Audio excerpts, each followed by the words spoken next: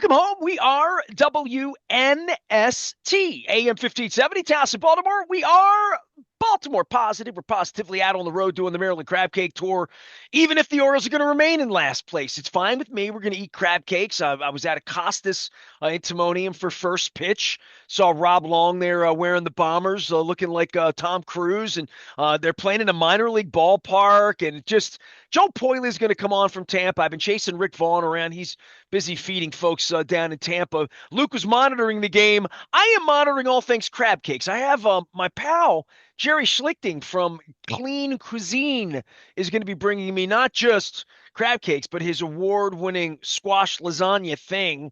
That's one of my favorite things, and there's a rumor it might be on my 27 favorite things for our 27th anniversary. We'll be doing that in August, but I'm going to be out at the Y in Randallstown. Barry Williams is going to be with us. He ran Parks and Rec, not the television show, the real Parks and Recs in Baltimore County. He was also much like my Kemosabe, who is smarter than I and further educated than I, one time an educator.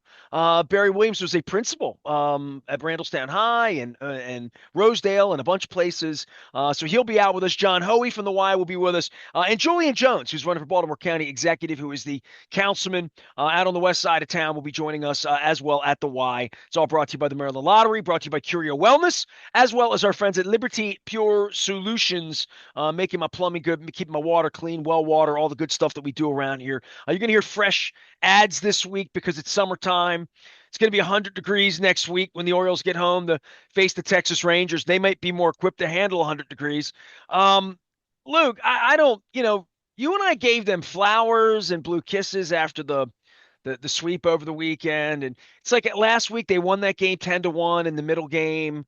And the body of work adds up when like they start to get their hitters back. They get a little bit of prosperity. They get their ace. I'll call Zach Eflin that for, I don't think he is an ace, but he's their ace on the hill. And they sort of, kick it around. And I don't bad start for Eflin, just bad, just uninspired, right?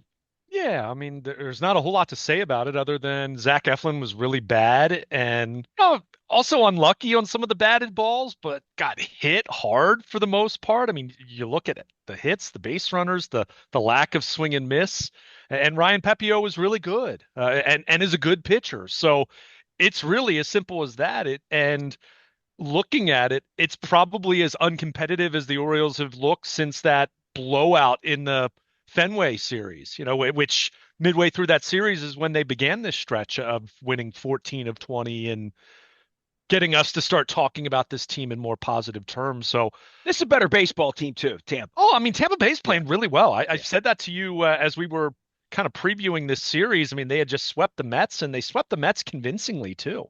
You look at Tampa Bay over the last 5 weeks or so. I mean, can make a strong argument they've been the best team in baseball over that stretch. So Well, the everyone, cream's rising in the division now, right? Like we're not paying attention because we're, trying to claw back to 500, 500 or what. I mean, it's crazy, but like the Yankees and Rays are good teams. We talk about the Red Sox making their move and cutting their losses. We did a long segment on that, and we're going to do a lot of baseball this week because I don't know how long the flame's going to burn. And you're at a mini camp this week before it gets too hot. John figured that out to not do mini camp on the 100-degree days, but these are two good baseball teams they're going to see this week. Really, these are playoff caliber, playoff tested kind of teams.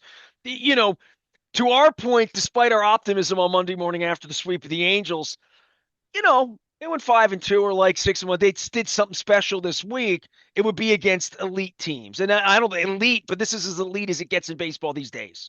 yeah, I mean, I don't know if I'm ready to call Tampa Bay elite, but like I said, over the last 3 or 4 weeks, they have been. So, I mean, this was a team that at one point looked like they were the fourth best team in the division, and now as we preview the second game of this series, I mean they're the top wild card at the moment. And to that point, it also speaks to the rest of the American League that Toronto and Boston occupy the second and third wild card spots as we look at Tuesday and just what the middle class of the American League is. It's uninspiring. That's why we've said if the Orioles can keep this going and have a good productive week down in Tampa and then going to the Bronx, then we'll start talking about this in a little more serious terms, at least in terms of getting back in the wild card race. But what we saw Monday was very uninspiring. And like I said, I mean, Zach Eflin was bad. He'd be the first to tell you that. I didn't have a feel for much of anything, and Pepio had the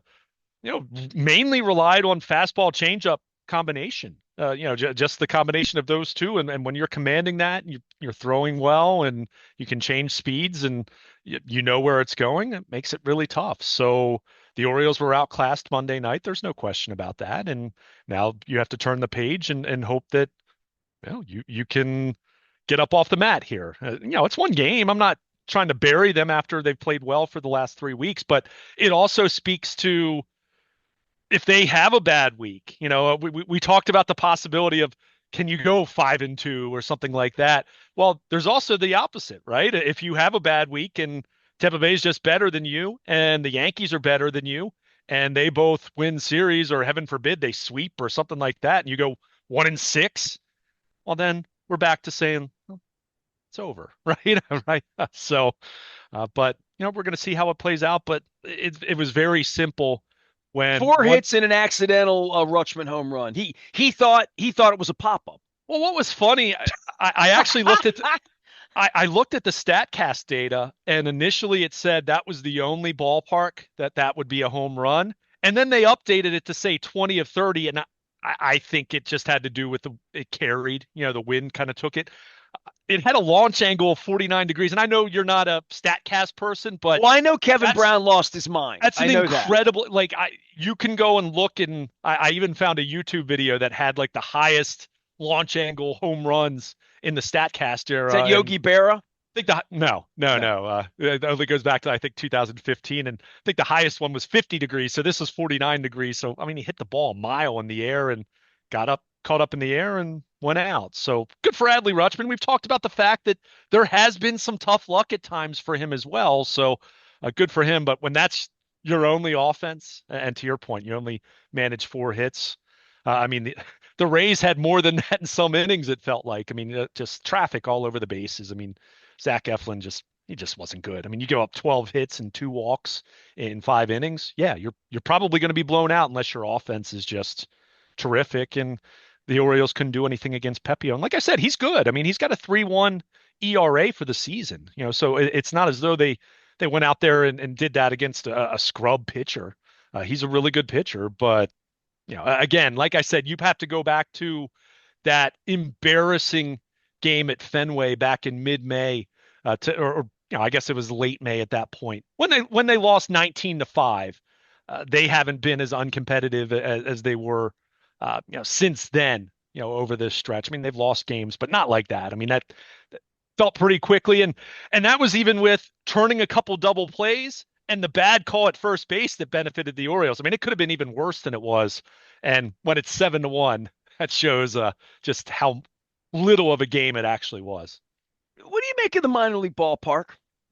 I mean, look, It's a different circumstance there with the roof right, blown off. I get it. and that's where I want to have a little more grace because the alternative is what? To completely move the Rays out of the market entirely. And I get it. Tampa's not the same as St. Pete, and anyone who lives down there would tell you it might as well be a different market because it's that But tickets were difficult to get to. $15 and there's 10,000 seats and you're 5 feet from major league Yeah, players. And but if there you were have any baseball Jones at all and you want to go see good young yeah. players, Gunnar Henderson's in town, Rutschman's in town. It's baseball where you're not an intent. So if you've been watching it in intent for all these years, hey, deal with 89 and Yeah. Sticky. Because Yeah, that's I what, mean, they're going to play in that here next Tuesday and Wednesday. It's going to be hot as hell here. right. And I think what's fascinating about this, and this is actually what's interesting for the Rays, speaking in the context of them being a contender.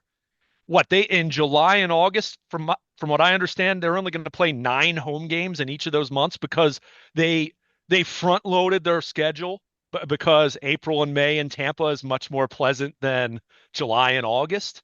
So I think that's going to be really interesting just to see how they handle that. Yeah, it's hot for both teams. I mean, it's Florida in June. It's You going know to be what it's going to miserable. indicate? They're either going to save that franchise or not, and that's why I'm talking to Vaughn and Poiley, and Yeah, I'm chasing my buddy Pete Williams, who lives down there, who's a baseball head. And I've been going down there longer than the team was there. I yeah, went into that dome with Mike Messina, The late great Todd Froworth, Mark Williamson. I think Ben McDonald might have been banging around with us at that point too for a basketball game. I saw Yeah. Duke and Kentucky play there, and there was no thought there was going to be a baseball Oh team there, no. right? Like the Giants were going to move there, the White Sox were going to move there back in the day. It never happened. It's unbelievable how if you bitched about it being basically in Annapolis and you live in Hereford, which is pretty much what the stadium being in St. Pete outside of Tampa is, it's an hour. It's the Capital Center if you lived in Yeah. Towson, I guess, Especially with right? the Or traffic, yeah, right? I mean, yeah, and there's bridges and like all of that, right? It's also lovely. It's Tampa. It's Florida. It's beautiful. sure. Well, parts of it are. But I've been going there since they trained at Al Lang Stadium in downtown St. Pete, 12 blocks away from the Dome when the place was nobody wanted to be there. It was like fly infested and like, just nobody lived in St. Pete. It just was Yeah. nothing. And it's such a burgeoning area. They have a lot of retirees, a lot of old white people, a lot of baseball heads, a lot of Yankee fans, like all of that. But Canadians as well before goofball took over the country. Uh, Goofing off in Canada this week. Jeez. Um, but I've been down there a million times, and kids play baseball. The whole Daryl Strawberry, Dwight Gooden, Wade Boggs, Fred McGriff. Go down the list of who's from Tampa and who played ball there, and that it's a 13-month a year baseball place where they don't have lacrosse sticks like they do here in Ruxton.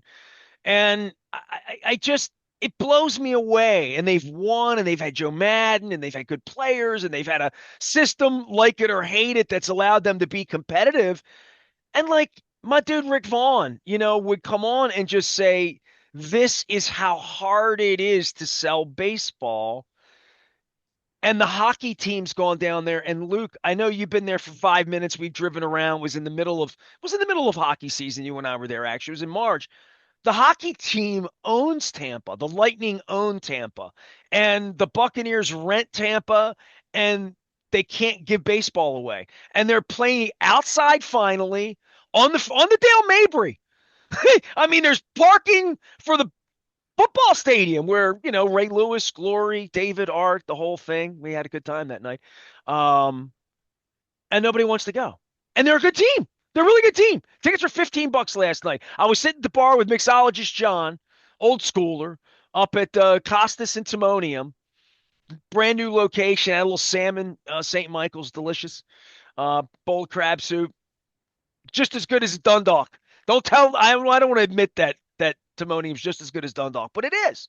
Um, and I watched the game, and I went on to my how much would it cost to go to the game? $15. And this was part of the scam in Sacramento, the rental that they have going on out there that we talked about 2 weeks ago. What are they doing? And then this disaster that we have, this dumpster fire that we have in this town right now with this franchise, not to mention whatever the Nationals are going to be when they grow up. I mean, it really is a premiership and everybody else. And from a fan base, and I know you and I got into it talking about Devers getting dealt off. Dude, anybody that wants to take that money off my hands before we're going into a work stoppage, take it. Take it. Take the farm, man. Because, like, if you can't win, and I know that's not what fans want to hear at all, at all. But that's the reality of it. And the reality of it is they're down in Tampa. They've moved it across the bridge. They've got a really good team. They have tradition they never had when that idiot and the Moley owned the team, and they're changing logos every 5 minutes and playing in a blimp that nobody wanted to go to ever, not whether the team was good or bad. Luke, I pulled up there for game 7 of the American League Championship Series between the Red Sox and the Rays.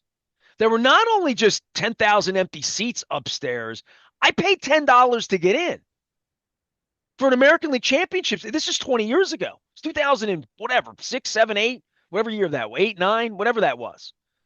16 years ago. So I just, it blows me away to watch this. And the Rutschman home run being played in a minor league ballpark, guys throw faster, harder, the balls go higher, and there's no second deck. And there's a gale wind and a seagull blows by, and it's a 380 home run. And, and it's almost like playing at LA Memorial Coliseum. We're just move the fence in, put a net up, play house rules, bouncing off anything. I don't know, man. I'm trying to sell it in regard to Major League Baseball and all of that, and they keep tripping over stuff like this. And I look at it and say, all right, that yeah, they had to do this, and I can make all the excuses, but how It can was a people not hurricane be that blew there? off the roof. I Yeah, how can mean, people not be there though? I They, don't they know. just don't. But They I mean, just don't care. And but so this, when you're like you're saying, play the games in Nashville, play the game, move the team. I don't think anybody get up and notice it's gone, and it'd be like moving the Atlanta Flames or something. You know what I mean? Like yeah, the Phoenix Coyotes, nobody notices. yeah. But at the same time, I mean, like, okay, Nashville doesn't have a major league stadium that's just sitting there empty for them to use. I mean, you're going to have a minor league ballpark, spring training kind of facility wherever you go, basically. So I don't know. I believe me, I think the A's situation in Sacramento is embarrassing and shameful because that's premeditated. That's something that's years in the making.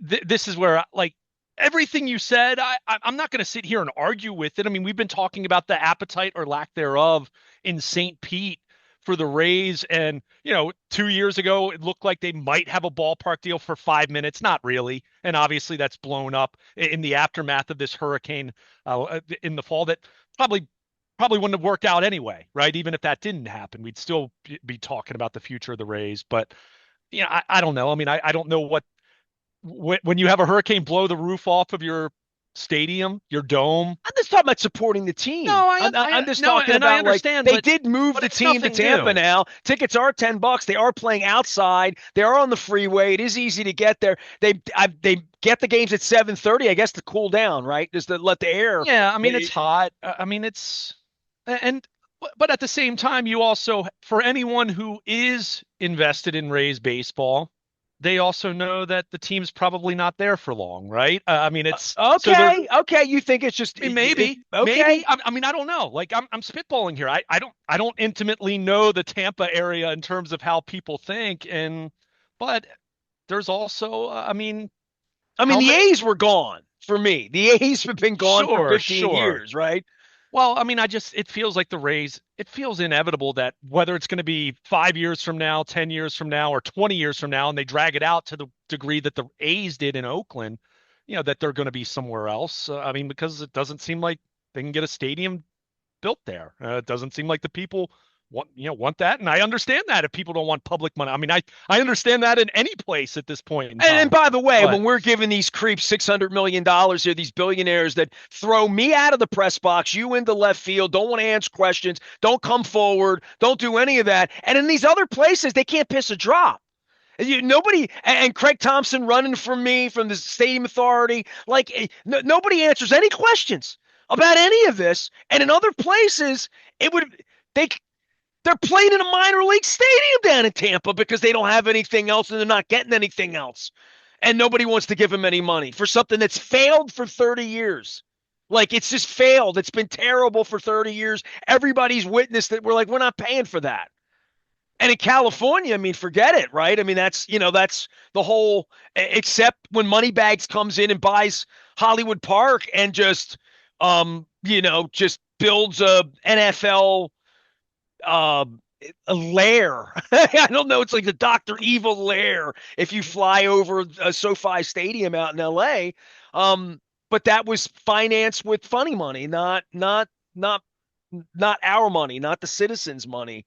Not even $6 a gallon of gas in California in any way, or lottery money here, or the things that finance these two stadiums that I stood behind 30 years ago. I stood behind all of that, but I also see the other side of it when the Orioles go and play in minor league ballparks in these other places, and the sport doesn't have its shit together. I mean, it just doesn't. I don't know what else to say. Like when about television, about streaming, about their app, about their fan base, about the media, about just all of it. It just smacks of we think we have it bad here, and this is really mismanaged. This is the Baltimore Orioles have been I mean, I can't think of anything that's been more mismanaged in front of our eyes over the last 30 years. On the field, off the field, in the community, Mike Flanagan, just down the line of everything awful, mistreating Brooks, just all of it has been horrible. Mistreating Jim Palmer right now. Ask around. You'll find out. Um, Mistreating the fans in a general sense, not really caring so much about the fans here. That's been that's the trauma that I talked to David Rubenstein about. That is the trauma. That's why the stadium's empty, because it's been poorly run, poorly managed, poorly branded, poorly everything. It really has been. And that's the problem here. Now, I don't know, like Tampa's had its own issues. Oakland has their issues. Lord knows Colorado's going to have their issues. Pittsburgh is a issue. I mean, down the line, for every problem they have and every shining, we bought the Braves and we've got a city and we've got a battery and we're going to make money and we're going to have the All-Star game and like all of that. It's just, I see them. I just don't see this as strong. I see this as a little bit like the country, strong and evil. Yankees, Dodgers, if you've got the money, strong and faking it, the Cubs in the places like that where they have the money, but like don't spend as much of it. Red Sox now, not so much as you went on about with the Devers deal this week. And then the fact that they're going to go to war in 18 months or 15 months, right? I mean, I guess. I mean, I hear everything you're saying, but the genesis of all this was a hurricane blowing the roof off the stadium. I mean, I hear you. You know, But it's we going to can move the franchise, right? Finally. maybe not. I don't know. I mean, I don't know. I They're a just don't. good team. They should be supported. That's all I'm saying. I mean, I hear you. It was a full ballpark last night. I mean, I'm looking right now. If I wanted to buy three tickets for the couple sections where it's open, the three tickets cost a total of $234. Now, I ain't I, doing that. fair enough, but I'm just saying. I mean, looking at the secondary market 2 minutes before first pitch, I think you're going to find any baseball game that's one of 81 in any select market is going to be cheap right at first pitch. I don't know. I That's mean, why I buy them then. sure, but I'm just saying. I don't know what the alternative was for the Rays here, other than they should have already had a new stadium that could have had its roof blown off by a hurricane. I don't know. I But if mean, you're trying to save the franchise and you're baseball and you're the city and you're getting behind it, this would be the time to do that when they're playing in a small ballpark. They got a good team. then It's I guess easier to people just get don't to. want It it makes the there. Then case I to don't build it in know. Tampa. It really does. I mean, fair enough. I mean, then I guess maybe they should move because people don't want to watch baseball there. I guess I don't know. Like at some point in time, fans do have to show up if they want it or not, right? I A mean, hundred and, percent. and I say that with, as you said, I'm more pro player than pro owner, and I'm fine with saying that. I'm not all pro player, or I'm not all player unconditionally, but I'm at the left of Bernie Sanders on political issues, and people know that about me, so that's okay. I mean, at least I know where I'm coming from, and I respect where you're coming from. I'm No, not I'm and not like I being said, I'm not. critical of it. But at the same time, like you can bang on ownership all you want, you can bang on prices all you want, and location and all these different things. At the same time, they have been a pretty darn good product for the better part of the last 20 years. Now, would you like to see them spend money? Sure, but the Trop's empty for 70 out of their 81 games, right? Well, there They goes do. your chicken and egg, right? You spend the money, we'll come. Now, but we're winning. Well, now, Sure. but win more, and Oh, then we'll and there spend, there's right? got Or to there's got to be some,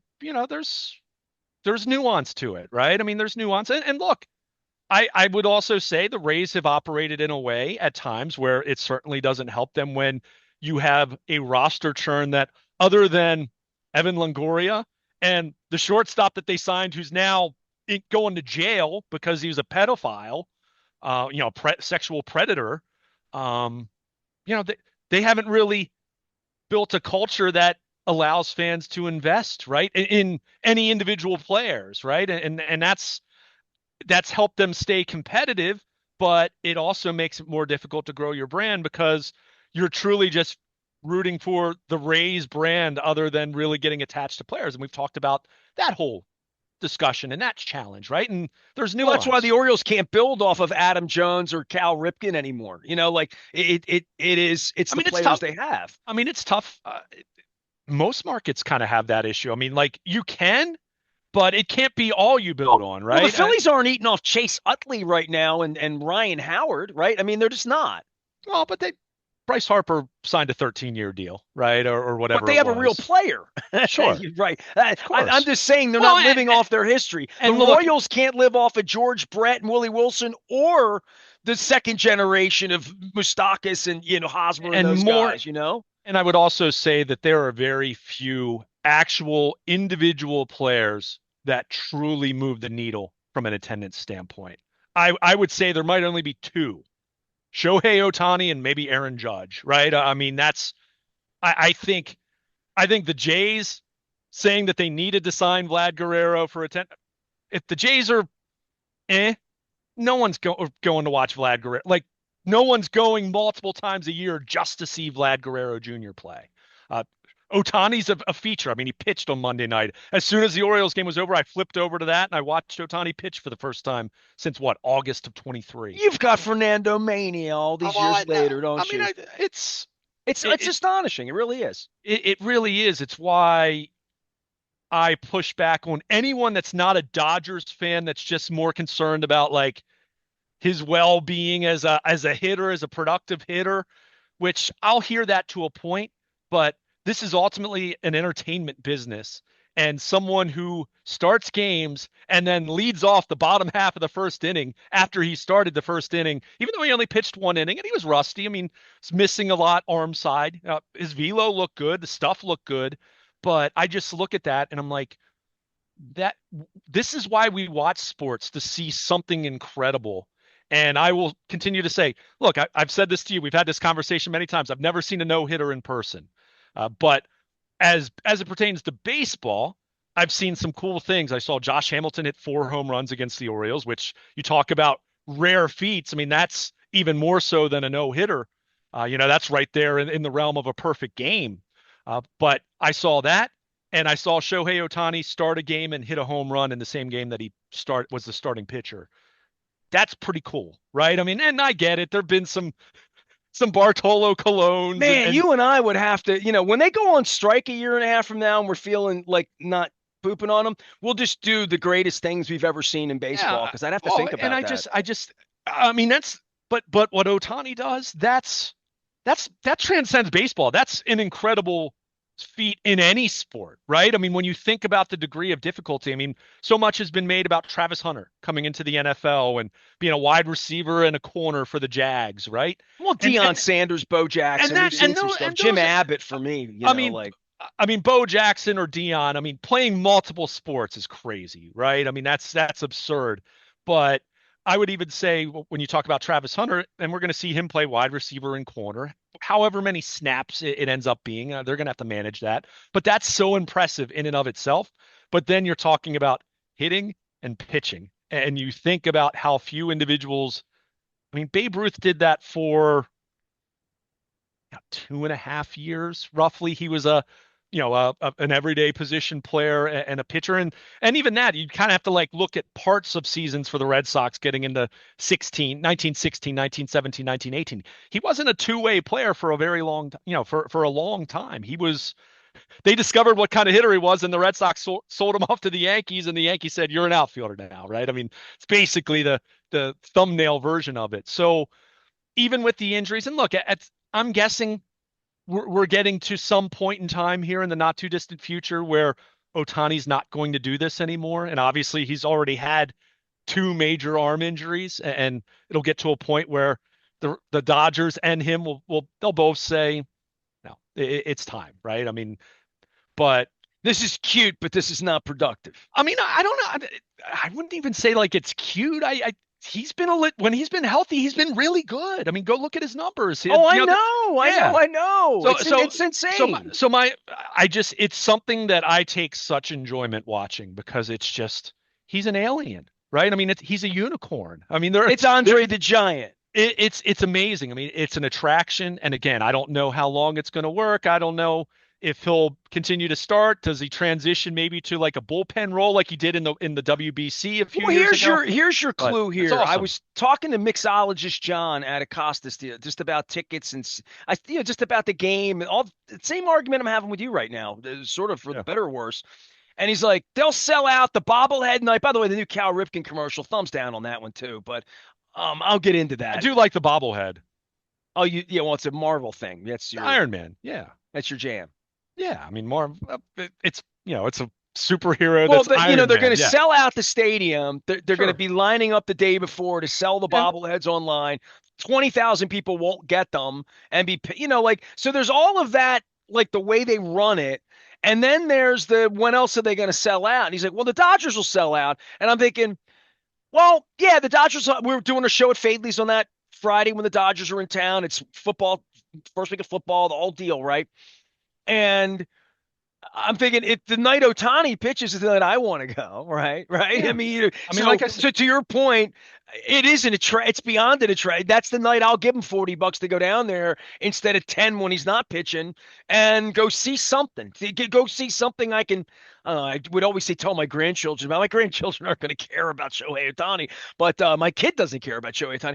But anyone it's cares about something. baseball, though. But I mean, but yeah, yeah, I mean, see something that would matter to me. Would no matter to me. question. And I've had two chances to see Otani. I mean, real chances to see him where I thought I'm going to go do that, and I refrained. One was at Yankee Stadium, and I really when he was with the Angels, I was in New York that night. It was a chance to do it. It was only $10 to do it. It was really hot. He got shelled. Yeah. He didn't pitch very well, but I've you've done something I haven't done. I haven't seen Otani pitch. I'd like to do that. I think that's one of the few things I have left to do too. So you're egging me on, is what you're doing right now. Yeah. Well, and for me, it's also a night that he pitches and he's in the starting lineup as well, right? I mean, earlier in his career, there was a time where he would pitch and wouldn't necessarily hit that night. But for him at this point, like Monday night, he started, pitched the first inning, pitch count got up there. I mean, he was only going to pitch 2 innings at most anyway, but the pitch count was high to the point where that was going to be it. He threw 26 pitches in the first inning, whatever it was. And then, he comes back to the dugout and I don't think he even went into the dugout. I think they brought him his batting gloves, his elbow protector for, his front arm, and he's on deck as the leadoff hitter. I mean, it's just, again, it's something that it's little league, right? I mean, that's something you expect to see in little league where, the starting pitcher is also the leadoff hitter or the cleanup hitter, right? Because he's the best player on the team. He plays shortstop when he's not pitching, right? I mean, that's what this is, only he's doing it at the absolute highest level. And that's why I said, I mean, you know, The even gambling thing around him is also fascinating, by the oh way. sure. I mean he's just fascinating in general. I mean, how about the fact I'd be remiss because I saw this headline on ESPN.com. His former interpreter also reported to federal prison on Monday, right after that whole thing. So just kind of crazy to think of the timing of that. But Otani's just, I mean, it's what he's done, and like I said, the only other guy that really fits that description. And I'm not talking about a hardcore baseball fan like me. I'm talking about this more in like that my brother-in-law would say to my sister, "Hey, Shohei Otani's starting in Philly, and we're already going to be out there visiting my dad. Let's go watch him pitch. He's pitching." Uh, it's Otani, and I do think Aaron Judge, being what he's been offensively and looking at what his numbers have been really the last few years. I mean, he's just been, kind of doing some historic things. But going back to my point that I was making, when I started this, there aren't that many players that move the needle in that way that people are going to just repeatedly come watch you individually play without your team being competitive, without the team being in contention, without unless there's a bobblehead that night, to your Well, unless the point, fan right? base loves baseball too and just wants to Sure. go to the game. It's a Sunday and their family's in town and they're going to the game, Yeah. or But it's but Father's Day, or it's yeah. bobblehead. No, whatever But the occasion would make you, or Otani's pitching or whatever. But just this is a time for them to save that franchise. We've been going down. We used to go down there three You know, times a year, right? And playing that blimp. I've been down there. My wife threw out the first pitch down there. I mean, I like that stadium. I didn't think it was awful. I like the air conditioning. I don't hate it. I mean, I yeah, really don't. It was not my least favorite stadium or anything like that, especially now that the roof blew off and they're going to play in this minor league Steinbrenner thing next to the football stadium. But uh, just the sport itself, you're there 3 decades in this place with weather, Latin people, people that play baseball, old white people that like baseball. You got all of these things going on, and hockey beat you. I mean, and I'm going to get into Katie Griggs and Moneybags and the Whistler and all of them for whatever this is. That bananas are coming here in a month and a half, and people are willing to pay $200 to go see the bananas and sit in the outfield, and they don't want to come down and see real baseball. Like, hey, man, you could say, well, that's a novelty and that's the Harlem it Globetrotters and is. that's cool and all of that. But it's like, it's really telling that that could be so popular. And I don't know. they got I teams in this sport that I can't think that's a sell reach. Gunnar Henderson the way they should. I think I think it's comparing two different entities. I mean, the Savannah Bananas are, and to their credit, they market themselves well. They've got a niche. They found out that, hey, there's an appetite for a Harlem Globetrotters version of baseball, right? I mean, and that's what they do. I don't I don't know Are what you that have you ever watched it? It's so watch it. I've weird to never watched me. it in person. I've seen it on TV. I've seen clips on TV and everything. I'm not anti that. Are you interested in, I mean, as a media member, as a fan, as a baseball guy, as Luke? I mean, I'm not like, if someone had like free tickets for me, sure I'd go, but I'm not. No, I'm not spending $200 on that. I mean, I'm just not. But it But is fascinating that people find that much value in it and don't find and only find value in the bobbleheads and what, like, I'm just maybe. I mean, trying to I get don't know. to. I would be curious to see if anyone, you know, was at the gates and could say, how many Orioles games have you gone to this year? I'd be curious to see what the correlation would be there in terms of people that are going to that, and how many Orioles games they went to, or how many Bay Sox games they went to, or if they're coming from the Eastern Shore, Shorebirds. Like, I'd be curious about that, but Dude, I I was don't in know. Philly a year and a half ago, maybe 2 summers ago, at a concert. I don't even remember what concert it was. Maybe it was ELO, Jeff Lynne, maybe. I don't even nah, but what? But it was I was there, and I was in the parking lot at the hockey rink, which I'm sure you're familiar with on Broad Street. And there are people going by, and they were all bananaed up, and but these were Phillies fans. You know what I mean?